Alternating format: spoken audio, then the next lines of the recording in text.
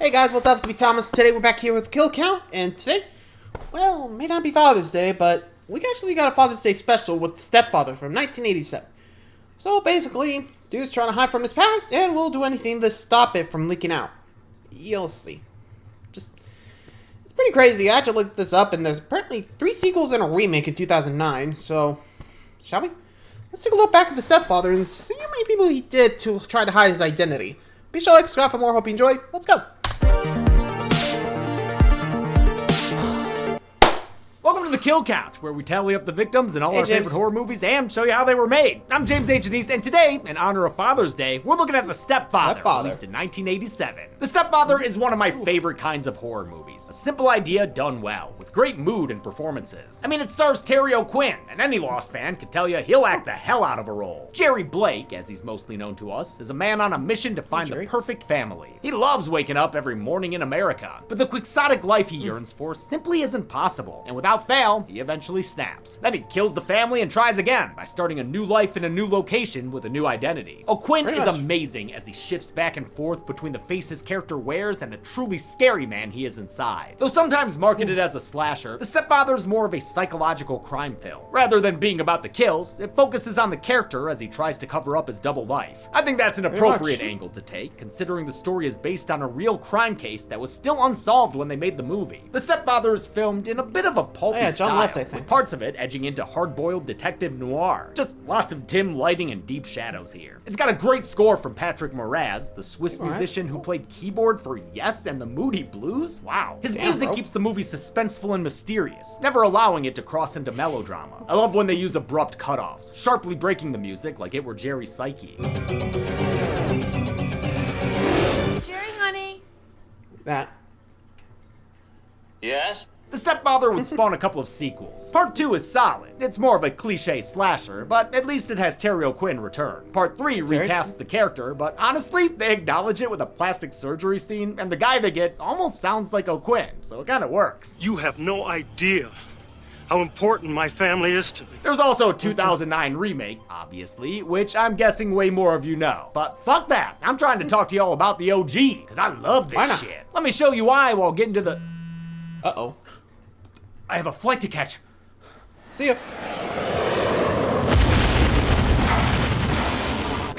Hello? Hello? Is this thing on? No, if anyone is seeing this, Lost. My name is James A. Janice. My plane crashed and I've been stranded on this island ever since. Things are rough. I'm running low on supplies. Water is sparse and the only food I can find are local plants that I may or may not be allergic to. But most importantly, I'm nearly out of my supply of today's sponsor, Keeps. With male pattern baldness affecting 2 in 3 men by age 35, I make sure to take steps to prevent hair loss before it starts. And with both FDA-approved treatments for preventing hair loss and stimulating hair growth, Keeps made it easy. Ugh, how I long to return to the world of Keeps' convenient and discreet deliveries. Back where treatment plans personalized to my unique needs were delivered on my schedule, whether every 3, 6, or 12 months. Back amongst the over 1 million customers who already get professional hair treatment from their home without ever having to visit a doctor. Wait, is that Chelsea? In a boat? Chelsea, I'm over here! Come save me! And my hair! Now that I'm not stuck on the Lost Island anymore, I can give all our viewers a special offer on their journey preventing hair loss. Just go to keeps.com/deadmeat. That's KEEPS.com/deadmeat. Individual results may vary. I'm in the mood to count some kills. And thankfully, we don't have a stepfather here. We have a father who stepped up and killed. Pretty much. And actually, I've heard about that case, or at least they say it in the wiki page. John Leff was the one, I believe that was, or John Letty, I think. Hang on, they actually have a link to, like, the case? You know, at least the guy that did the original murders. Hold on. Okay. Almost got it. Oh, John List. Yeah, okay, sorry. Just, like, found him. Yeah, they found him in 2005, who, well, let's just say, yeah, he was, like, so meticulous that no one knew about it for months, at least. So, he had plenty of time to hide. But luckily, they caught him in 2005. So, that's good. I mean, jeez. Imagine a guy that just murdered your whole family just living life. Jeez, like Ay caramba. Well, anyway, let's see how this guy did it. Let's get to the kills. The movie begins with suburbia, paperboy and all. But this crane shot's suspicious of this house over here, so maybe we should check inside. Oh, yep, we've got a bloody guy. Crane shot always knows. The guy goes by Henry Morrison, and he's sporting the isolationist beard and BTK specs. Also sporting some other stuff right there on camera. Wow, never thought I'd see this much of John Locke. He cleans himself up, hope we don't start hearing needle in the hay, and is ready to be charming. Yes, the perfect picture of a gentleman. Too bad this gentleman's a family murderer, as evidenced by 3 bodies we see in the background front room. Oh, wait, what's the camera about to show us? Make that 4. And also a teddy bear, but we don't really count kids. Finished with this place, Henry Morrison whistles Camptown Races as he walks away and ditches his old life off a boat. That's littering, my man! 1 year later, Henry Morrison now lives as Jerry Blake and is already shacking up with a new hot mom named Susan. He works as a realtor in his suburbs, sowing his idea of the perfect family by the lot. He's made friends with all the families he's sold houses to in the neighborhood. Everyone loves him, except Susan's teenage daughter, Stephanie. This is as good as it gets. Yeah, Stephanie thinks so too. She loves it. It's super great. Steph's upset, and not just because she can't figure out that whole ice bucket challenge thing. She sees right through Jerry's hokey stepdad shtick. I had a dog when I was a kid. He was just a mutt, but to me he was Rin Tin Tin. Rin Tin Tin? No, that was a little before your time, I guess. She's positively repulsed by him. Makes sense. She only lost her dad a freaking year ago, and Jerry Bear's already living with him? Damn, that dude's fast. In fact, maybe a little too fast. He's already getting mixed up about which life he's living. Who's Jill? That's my daughter. You said her name was Stephanie. Uh-oh. Right, Stephanie. Well, I mean, Stephanie is played by Jill Sholin, so you're both kind of right. Jerry wants to have the perfect Reagan-era suburban family, but Stephanie's a problem child, and she ain't just cutting class. She's full on fighting in class, and has done it enough that she gets expelled. Girls don't get expelled. Yeah, well, this one just did. She volunteers as tribute for boarding school just to get away, but Jer jeers the idea down. Father knows best. Damn, man, this guy came out of nowhere, won't talk about his past, and enforces a whole new moral matrix onto these two? What's going on with Susan? Is she dignitized or something? Oh, yep. Probably, yeah. He's got her on John Locke. Oh, man, and Steph has to hear it through the walls? Thank God for air traffic control headphones. At a neighborhood barbecue, the neighborhood men read an article about the Morrison family murder from a year ago. It stuns Jerry a little, but he manages to play it off. This kind of thing really gets to me, you know. That a man could be driven to do something like that to his own family, to his children. And now to dispose of the evidence, the origami way.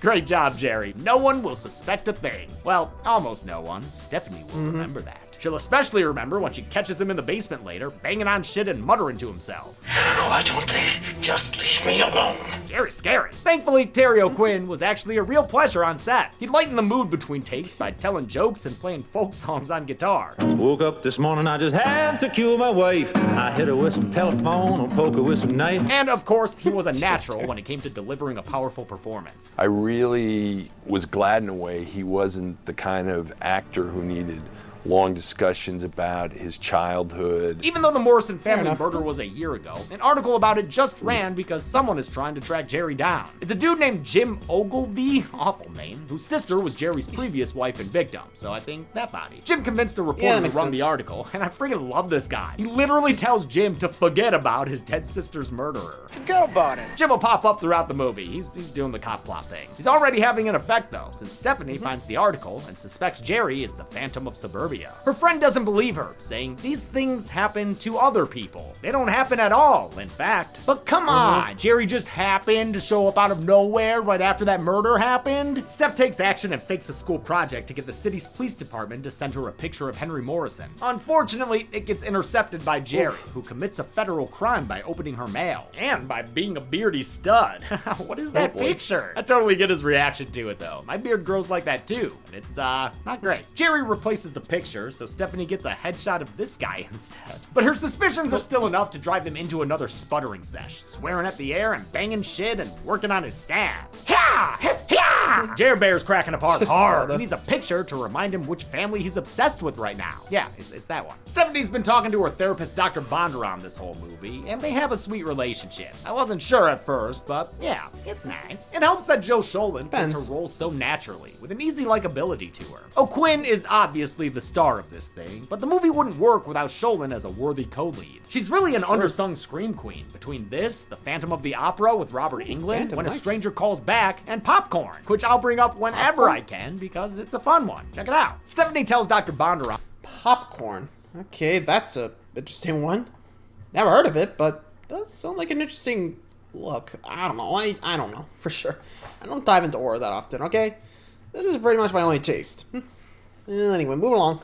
She doesn't feel safe around Jerry, so he decides to look into it. When Jerry Bear keeps avoiding his calls, he sets up a house tour under a fake name, giving him the chance to meet Jerry in person at work. But he asks too many questions and slips up with his subterfuge, and that's enough to get the plank. Yes, questioning little lying lads get the plank. Oh shit, that is a severe plank sentence. He's getting more familiar with that plank than Johnny from Ed, Ed, and Eddie. Jerry loots his corpse and learns his true identity, that he's Stephanie's therapist, Dr. Bondurant. Then he rolls him up like a carpet sample and cleans up the latest mess by staging a car accident to explain the doctor's death. Buckle up for safety. Oh, hold up. Is he about to? There we go. A real car going off a cliff. Wow, and it's on fire too? You'll love to see it. All right, thanks, Jer. You can whistle away now. The next day, he tells Stephanie her doctor died in a car accident. Sorry. He's not sorry. And why would he be? It causes her to break down and lets him swoop in for a stepdad hug. Stepdad score! Between Bondurant's death and that Sears headshot not being Jerry, Stephanie's wall finally crumbles. Next thing you know, she's helping him put up birdhouses in your soul. But not to put too fine a point on it, Jerry's not good for your soul. This perfect life will never be perfect enough. Nice, and there's a family of birds living in there. Dead meat researcher Bella points out how this birdhouse is just like Jerry's life. A picturesque version of the family home, but hollow and fake. A facade built on lies. That facade can only last so long until something else disrupts Jerry's fragile perfection. Of course, it ends up being through Stephanie. She's been flirting with a guy named Paul, and they've been real cute when they're not beating the shit out of each other. When he's dangerous, you and that right hook. Paul's a nice guy who respects her enough to let her take the Lloyd Christmas position on his bike. You can stop holding on so tight. Do I have to? Not if you don't want to. They even get to lip locking, but foolishly do it right in front of the house. Aw, Paul, you're ruining Jerry's vibes. This girl is 16 years old. So am I. The blow-up resets Steph's feelings towards Jerry. Really? She's not ready for this. She's still a child. I'm not a child. Stephanie's mom, Susan, doesn't take sides. She reprimands Jerry for being too controlling and, slaps Steph in the face. I feel like Steph got it way worse. But Jerry's real feelings are still hurt. So much so that he decides it's go time again. He quits his job and starts rolling up a new character. And for this one, he grows a stash and ditches the hairpiece. Look at that. It's a new man. Ta-da! He takes another boat to a new location. I feel like dads are either train guys or boat guys. Jerry's definitely a boat guy. He drives into a new town that shares his value system and walks into an insurance place where he gets himself a job. Wait, that's it? You just got a job? Ha, the 80s. The Stepfather's screenplay was written by Donald E. Westlake, a prolific novelist who wrote a lot of crime fiction. Westlake developed the story alongside Carolyn Lefcourt and Brian Garfield, another novelist whose work includes Death Wish, the basis of the Charles Bronson film. They based the story on the real-life case of John List, who murdered his family in New Jersey in 1971. List had been fired from his job on Wall Street, but kept pretending to go to work while he set up a new life. He plotted everything out so carefully, the murders weren't discovered for nearly a month. This crime was still unsolved when The Stepfather was made. It wasn't until 1989, when America's Most Wanted ran a segment about John List, that he was caught and arrested. Also, I found out he was originally from Michigan and graduated from U of M, but we don't claim that asshole. No blue. Jim Ogilvy has finally tracked down where the former Henry Morrison lives. Now he's got a list of, marriages from the past year that he's crossing off to find his sister's murderer. Stephanie, too, does some snooping in Dr. Bondurant's office. She sees Jerry's name written down, tying him to Bondurant's accident and causing quite the silent, suspicious supper time. Instead of going to work, Jerry's been setting up his other life. He's already renting a house and finding his new mark. It's just you and the kids then? Yes, that will do nicely. Susan calls his work and finds out Jerry quit his job days ago because, obviously that was gonna happen. She confronts him about it when he gets home, and though he tries to play it cool, he ends up calling himself the new name he's living under. Susan catches it, and it pretty much breaks him. Wait a minute. Uh-oh. Who am I here? She reminds him he's Jerry, but it's too late. He's ready to be done. Oh, geez, oh! She tries to get away, but he punches her stunt double all the way down the stairs, knocking her out in their dirt basement. Jerry's getting scary with the dog and a knife, which ain't good news for Stephanie when she gets home. You're a very bad girl. She steps into the bathroom for what may be the most gratuitous nude scene of all time. I'm sorry, but it's just so jarring. Like, first off, this is some late game nudity. We've only got like 10 minutes left in this movie. But also, I mean... This girl is 16 years old. Not in real you, Jerry. life. Jill Sholin was a full-ass adult, no pun intended, at 22 years old when they filmed this. But she plays her character so young. I mean, she wears a unicorn shirt at one point. You shouldn't be seeing boobs that were just under a unicorn. Sholin herself voiced the same concern on set. I was like, this seems gratuitous to me that she's stepping into Can't the blame him. I shower probably would be naked. too. I just don't think it's necessary. It's not that I was opposed to it, the nudity part. I just thought it was unnecessary. But director Joseph Rubin said it wrong. would add tension to the film's climax by making the character seem vulnerable and exposed. To his credit, it sounds like he made sure to run a fun and easygoing set. I'm not a big believer in the Fair. idea that the more awful the shoot is, the better the movie. I mean, I find Thank you the for more that. awful the shoot, usually the more awful the movie. In any case, this scene definitely adds to the stepfather's steamy, pulpy flavor. Jim finally figures out who and where Jerry is and drives like a maniac towards his home. He gets there and steps inside, but Jerry is waiting for him behind the door. Jim fumbles pulling out his gun, so Jerry just stabs the guy in the stomach. A few times, actually. Oh shit, and this is actually killing him? Wow, I didn't realize Jim was this movie's Dick Halloran. Next time, Jim, call before you drop by. Ah, and he got one-liner too. Jerry goes after Stephanie next, who locks him out of the bathroom, which causes another little hissy fit. His tantrum breaks the mirror on the back of the door, so Stephanie arms herself with a shard of it right as Jerry hulks his way through. She stabs him in the side and stumbles out to the hall, where she sees, oh no, it's that dude she's never met before. She makes her way into the attic and almost decapitates him with a sled, giving me some Silent Night, Deadly Night vibes. Eventually, he's almost got her when Susan shows up and shoots him in the shoulder. He tries to keep going, so she shoots him in the buttocks, but not even that stops his crawl. It takes Stephanie, the knife, and some editing tricks to stick him right in the chest with the blade. He tumbles backwards into a banister and seemingly dies right there. But we live in the future where the sequel exists, so we know not to put him on the count. Still, he's vanquished for now, and the movie ends with Stephanie evicting an innocent bird family from their property. Where will the birds live, Steph? How many bodies did we count in Lisa Frankenstein? Well, let's go find out. Wait a Lisa minute. Frankenstein, wrong show. What am I counting here? Stepfather? They're gonna tell me how to count kills. They're gonna tell me what to count and what doesn't count. If we saw Don't our wreck mom the in the set, background. dude. No, you didn't. No, you didn't. The offspring kills. No one tells me what to count. I'm the man. I'm the kill daddy. You don't tell me what to do with it. Oh. The stepfather. I'm counting the stepfather. There you go. Better now? Jeez.